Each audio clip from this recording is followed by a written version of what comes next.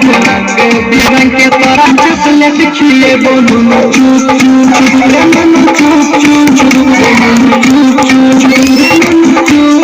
चूप कालो नाला में तोरा लगा रे पीने बोबो रंग बिरंग के खिलौना हम दे बोलू चूप चूप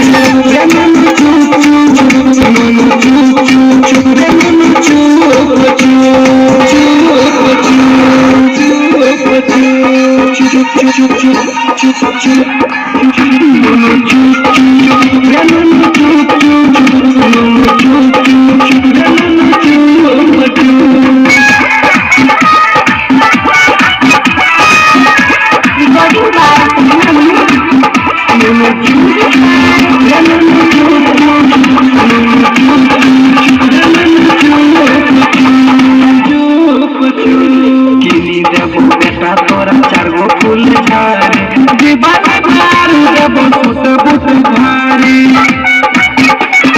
किनी देबो बेटा तोरा चारगो फूल झारे दीवाना मारू देबो फुट फुट भारी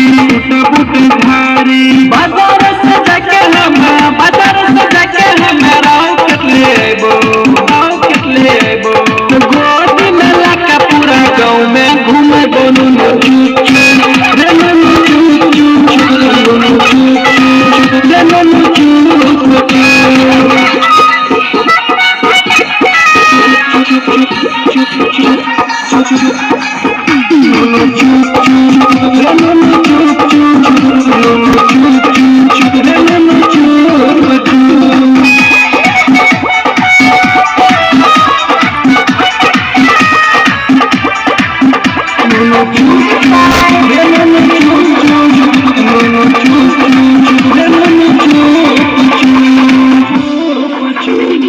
दिवाली में करिया बेटा धूम धड़ाका अपन द्वार पर परिया बम पटाका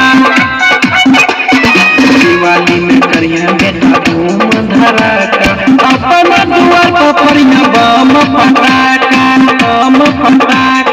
थोड़ी जिम्मेवार तोरा कीन के देबो बिहार का वीडियो देखे बोलू चुप चुप